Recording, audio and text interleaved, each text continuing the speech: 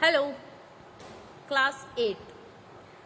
Okay, this is, or we can say in this session, we are going to have a look on a poem of yours. Okay, now what is the name of that poem?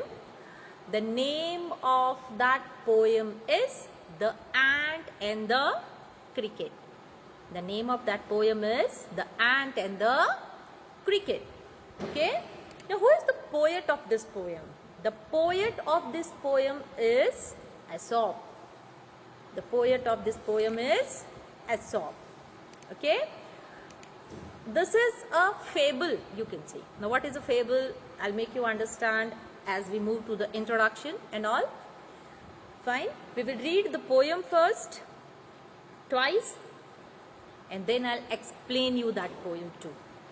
Okay, I'll give you the introduction about the poet also. Fine, so first let's move to the introduction of the poet.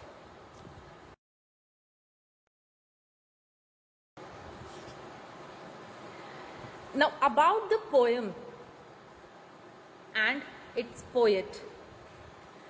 The life of Aesop is a bit of mystery. What is a mystery? M-Y-S-T-E-R-Y.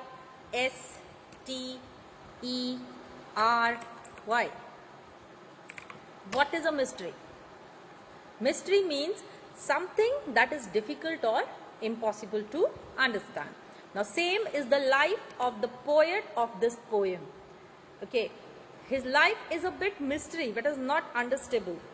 Okay, there is even some debate if Aesop was an actual person or just a name used by another writer. Now nobody even knows about Aesop anything. That is, does he really exist, or it is only you can say a nickname type thing which any writer must have adopted. However, there have been mentions of Aesop in Greek history. In the Greek history, there is many things mentioned, okay, about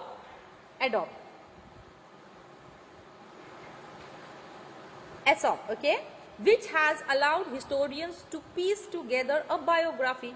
Now, as in the Greek history, there is something mentioned about, or most of the things mentioned about Aesop, and so the historians, what did they do? They took all the pieces of his life story and made a biography. And it is true only if he exists. Many of the stories about Aesop contain mythical intervention and legends. Now, if we talk about Aesop, the poet of this poem, it is said to be that he was born, or he have been alive from 1620 to 560 BC.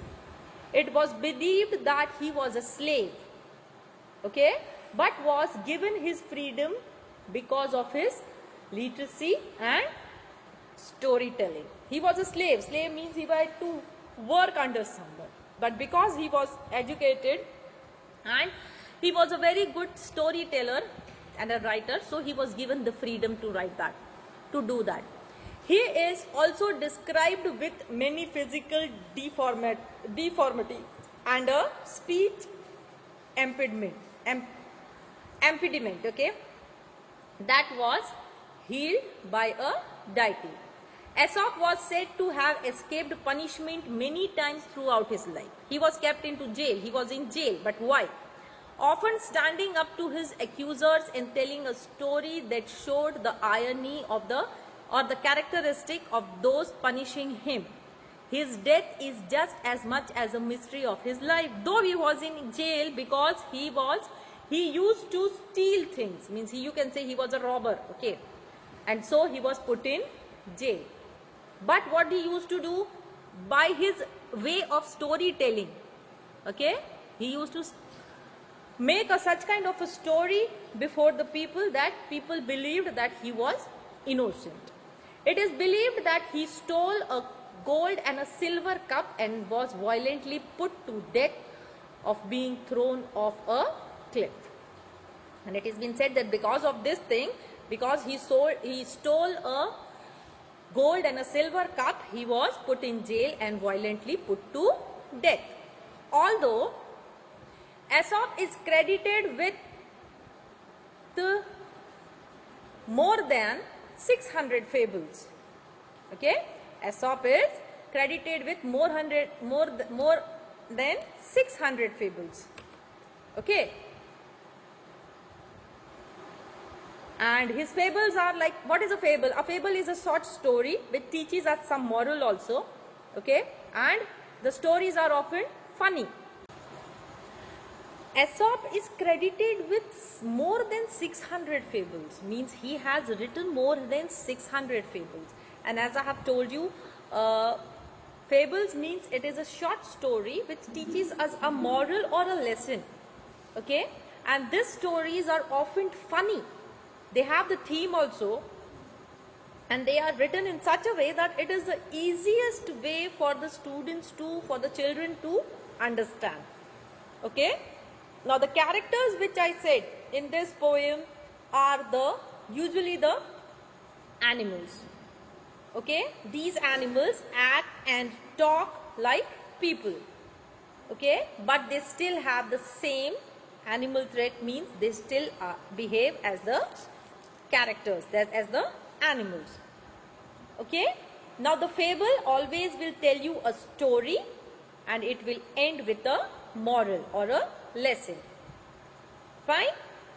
As I told you, Aesop is who? Who is Aesop? We still don't know. Is he really an human being, or it's only just a name used by some other writer? Nothing is known. Nobody knows his proper birth date also. Okay. Now, some of the well-known morals which he wrote were: the bird in the hand is better than two in the bush. These are some of the morals of his fables, famous fables. Okay. Birds of a feather flock together. Birds of a feather flock together. Every man for himself. Necessity is the mother of invention. One good turn deserves another. Think before you act. Beauty is only skin deep. Choose the lesser of two evils. Let well alone. One beaten, twice shy. Slow but steady wins the race. Now these are some of the famous morals of Aesop's fables.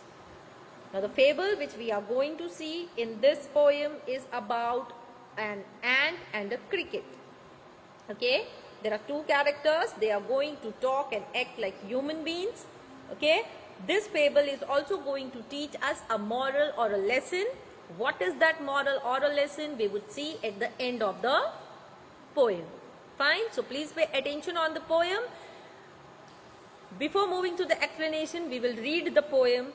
Okay, while reading only, you will understand that it is a story and it is easy. Fine, so let's move with the poem first and read the poem.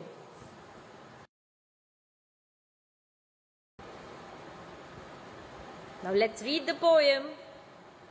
A silly young cricket, accustomed to sing, a silly red cricket, accustomed to sing through the warm sunny month of gay summer and spring, began to complain when he found that at home his cupboard was empty and winter has come.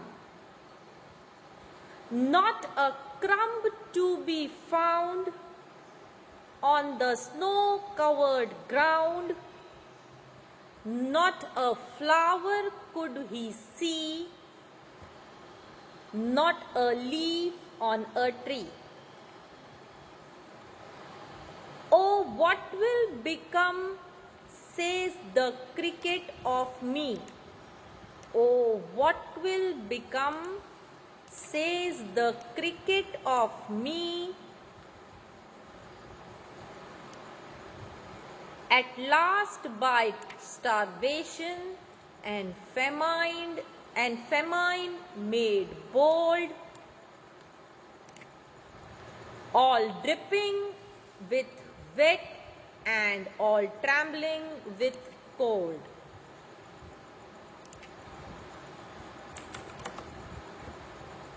Away he set off to a miserly ant,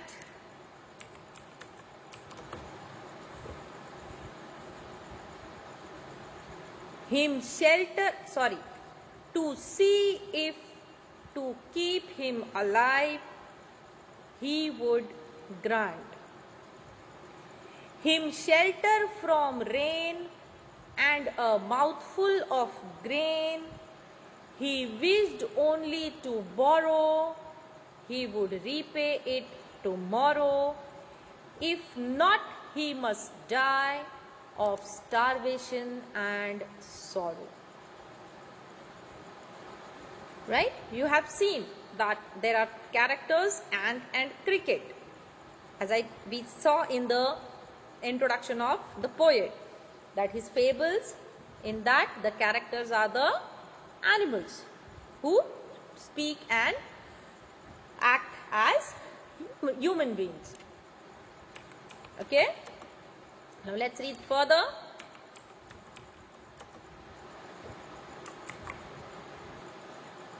Says the ant to the cricket, I am your servant and friend, but we ants never borrow, we ants never lend. But tell me, dear cricket, did you lay nothing by when the weather was warm? Quoth the cricket. Quoth the cricket not. My heart was so light that I sung day and night, for all nature looked gay. You sang, sir, you say. Go then, says the ant, and dance the winter away. Thus ending, he hastily lifted the wicket, and out of the door turned the poor little cricket. Folks call this a fable, I will warrant it true. Some crickets have 4 legs and some have 2. Okay, so this is the whole poem about the ant and the cricket. Okay, now to make you more understand, I'll explain the poem, the whole poem. Okay, let's move. Now the poet of this poem, Aesop, is a legendary figure. Okay, the supposed author of the collection of Greek fables. Because I told you, who is Aesop, how does he look, how did he look, nobody knows anything about it. Does the poet really exist, or it's only a name taken by, kept by any other writer? Nobody knew it. So that's why it has been written here that it is the supposed author, including those produced by Demetrius Phaleros in the 4th century.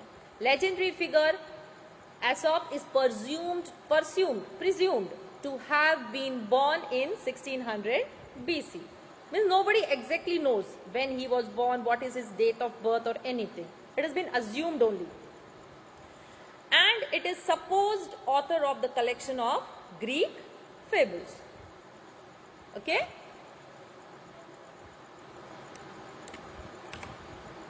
Various attempts were made in ancient times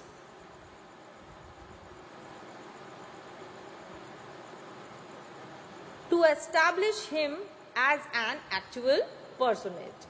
He was most likely to provide an author for fables centering on the beast. Means whatever he used to write, it was in a form of a fable. And in that fable, most of his glance was on the beast. Beast means animals. So that the story of Aesop become synonymous like fable. Now fable is a story often with animals as characters. They convey a moral. This poem about an ant and the cricket contains a lot of idea of far-reaching significance, which is as true as four-legged cricket as of two-legged ones. Okay? In this poem, we are going to learn something. Far-reaching significance. How can you plan your future? Something like that, or some good moral we are going to see in this poem. Okay? Some human beings are like cricket.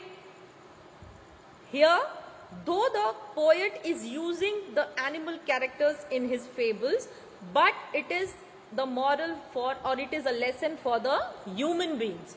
Now here in this poem, he has taken ant and cricket because he wants to point out some human beings who are like the cricket, who save nothing for their bad time, bad weather.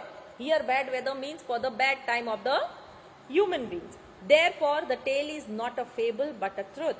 And if you read this poem and try to understand this poem, you will come to know that it is a true poem. The poem is not a story, but it is a truth. That yes, people are very careless. Human beings are careless. They do not care for their bad times. They do not save for their bad times. They think that time will pass away and everything will be fine. But you have to be prepared for all of the time in your life. The time can change anytime.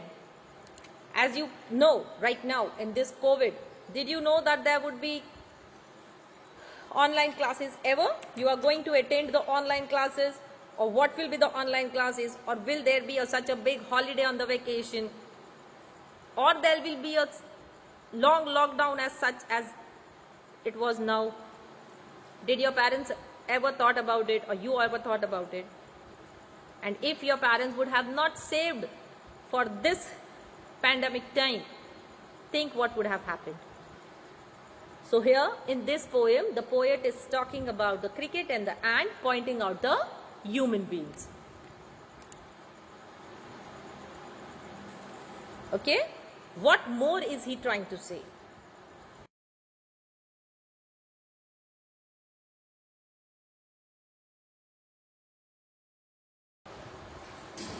This poem is a work of a famous Greek poet Aesop, as it is said every time. The two characters of the poem are cricket and the ant. There was a young cricket. In this poem, there is a young cricket who was not bothered about anything. He was busy playing and dancing every time. Okay? During the summers and the spring, when he should, we can say, or when he should collect the food for his winter and rainy season, he didn't care about it, and he kept on busy singing and dancing for the whole summer and spring. He was happy and enjoying, but was silly. During the summers and the springs, there is greenery everywhere. So ample food and water was available. Now why did the cricket do so?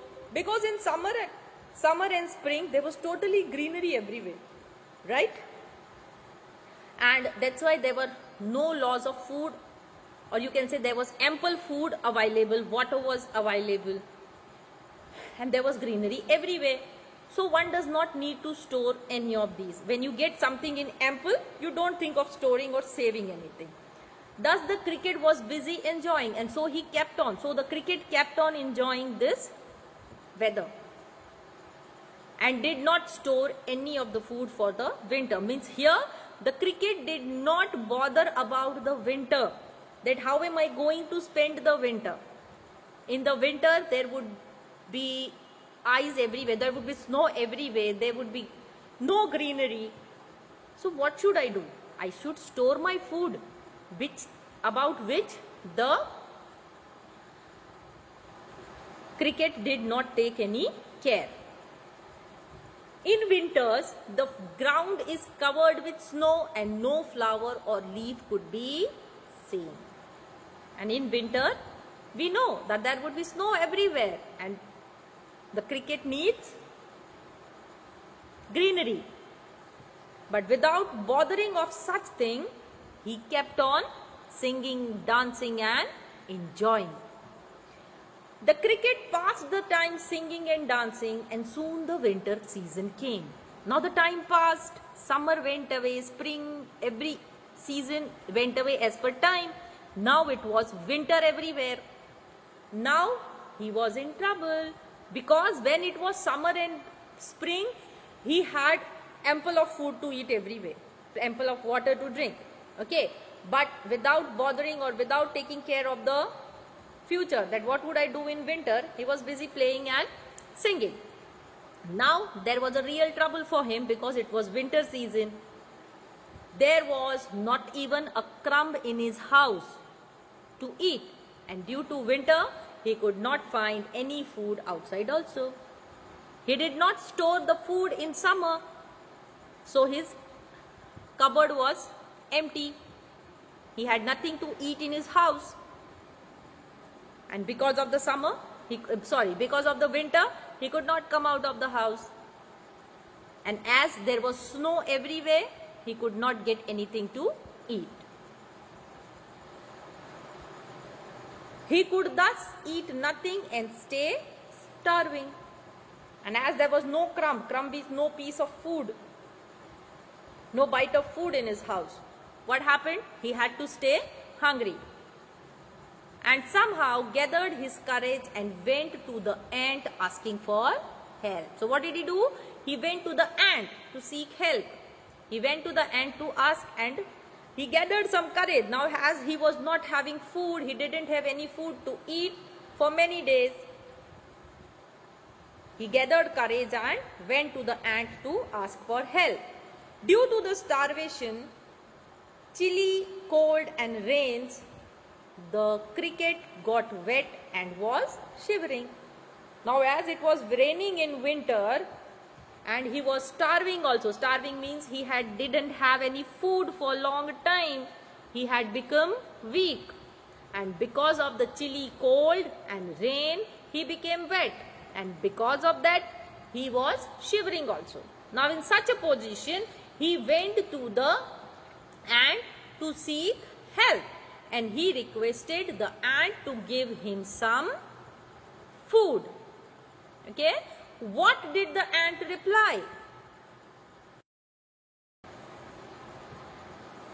He requested the ant to give him some food. What did he do? With this shivering condition, with this wet and shivering condition, he went to the ant to give him some. He went to the ant and requested him to give some food and shelter in his house, else he will die of hunger, sorrow and chilling cold. He also promised him to repay it. Now what did the cricket do? The cricket went to the ant in the shivering and wet position, wet condition. He went to the ant and said that give me some food and some shelter in your house till winter. Okay. If you don't give me, I would die of hunger, sorrow and chilling cold. He also promised to the ant that if you help me in this winter, I will 100% or I will surely repay it you. Whatever help you give me, you will give me, I'll repay that. The ant told the cricket that he thinks itself to be his servant as well as a friend. Okay, what did the ant say? The ant said to the cricket that I am your servant also and I am your friend also. But the ants do not borrow nor do they lend to anyone. The ant said to the cricket that I am your friend, I am your servant, but we have one rule. We don't give also and we don't take also. He also said the cricket that why did he not gather and store during the spring and summer? Then the ant asked the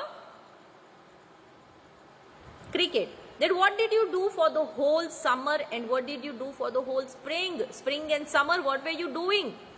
The cricket said, I did not care much about the future and was busy enjoying the pleasant weather. Then what did the cricket say? The cricket said that in that spring and summer, I was busy enjoying that weather and I did not take a single care of the future. He thought that the food and water will always be abundant.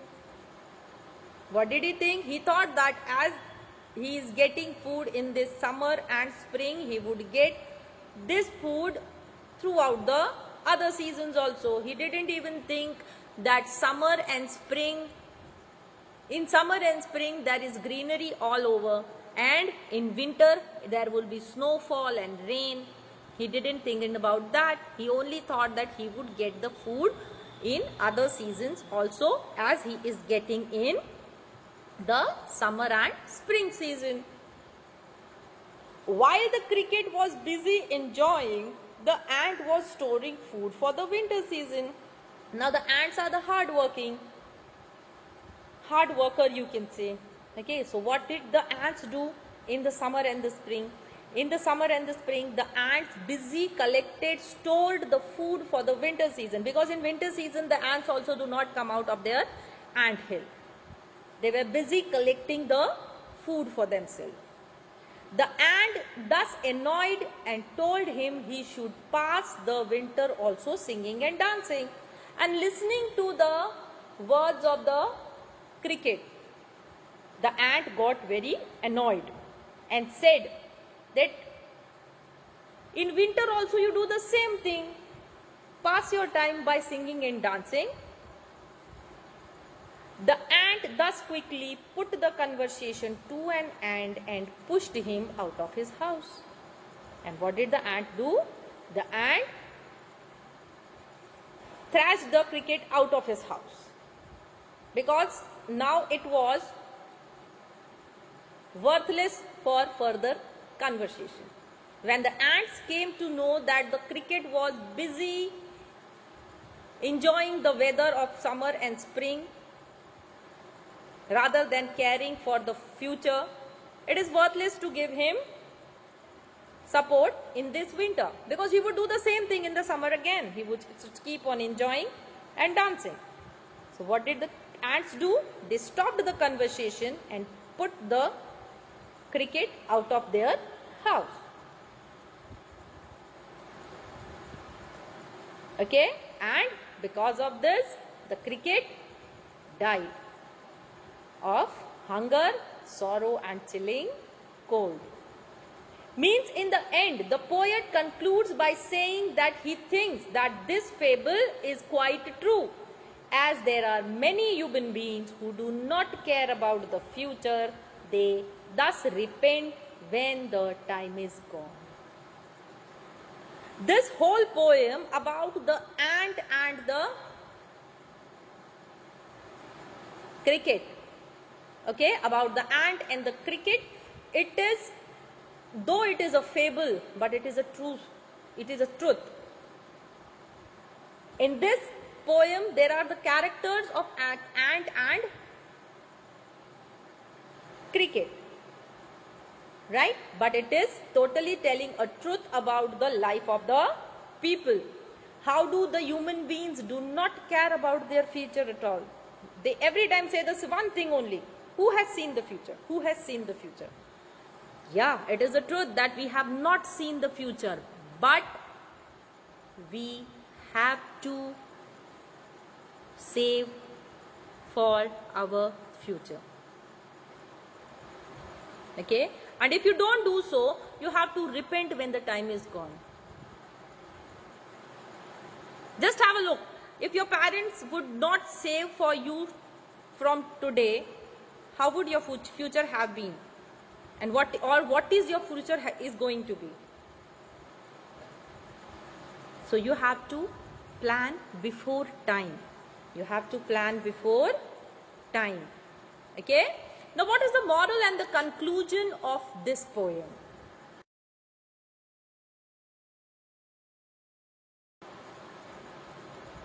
The moral of this poem is we should work harder. First thing. Okay? For our own sake and for the time of troubles. Whatever you are going to earn today, it is going to make your future bright.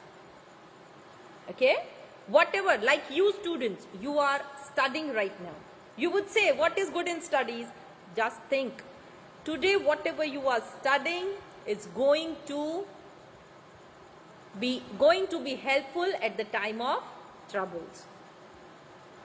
If you have learnt whatever you are going to study today, it is going to help you for the future.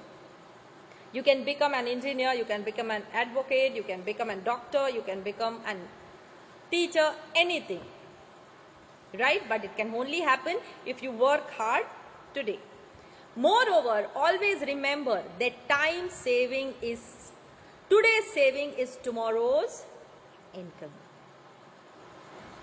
Today, if you are going to save something, that is going to help you in the future. Same it is with like your piggy bank. When you keep saving in your piggy bank 10 rupees, 1 rupees daily, and in future when you are in need of something, that today's collection gives you a future income. Right? Now what is the conclusion of this poem? The story teaches us that we shall not behave like cricket. You should not be silly like cricket. We shall always prepare for the future. The conclusion of this poem says that you should always be prepared for your future priorly, so that in difficulty times we do not have to beg in front of others for help. When do you beg before others? When you have not planned for anything. Right? It also teaches us that we shall also be helpful to others, unlike the ant. Now here in this poem there were two characters. One was the cricket and one was the ant. Okay. Now if we talk about the cricket, we should not be silly like the cricket. Okay. We should prepare ourselves for the bad times, difficult times, and so that we don't have to beg before others. And other side, the other character in this fable, in this story is the cricket. We should not be like the cricket also. The cricket did not help his neighbor at the time of problem, at the time of difficulty. We should not behave in such a way also. If anybody wants help in the time of difficulty, in the time of problem, you should surely help them. Okay. So here in this poem we get two lessons. First, prepare for your future so that you don't have to beg before others for help. And second, you should also be helpful to others. Okay. So this was the whole poem of the ant and the cricket. We have gone through some words, right? Now let's have the look on that words with the meanings. Our first word is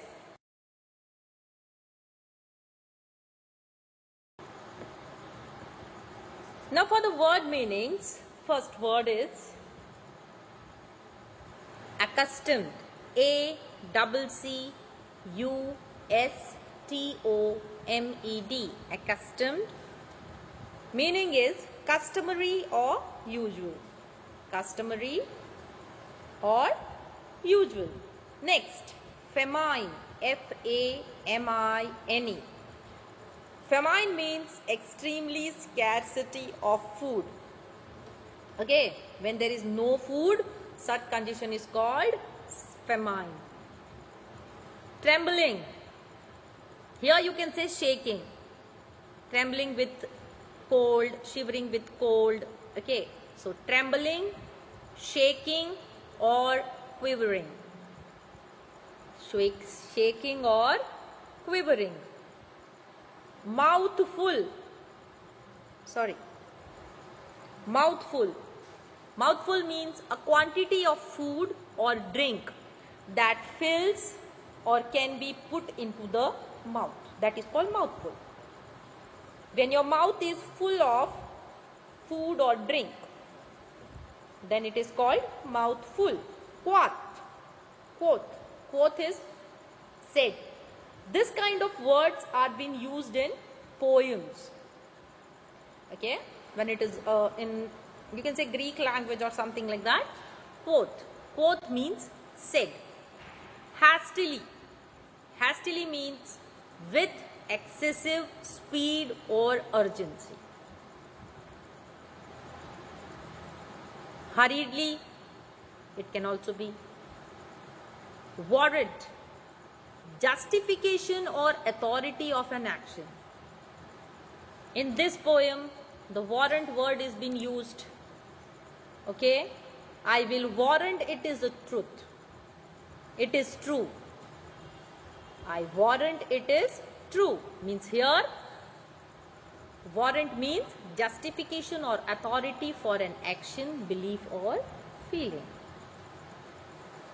Okay, these were the word meanings: accustomed, famine, trembling, mouthful, quoth, hastily, warrant. You have to note down these word meanings in your notebook. You have to do it. Okay, note down this in your notebook and study well. Hope to meet you all soon in the next session and in the school also. I'm missing you all very much. Please come soon. Till then, take care. Please don't go out unnecessarily. Bye.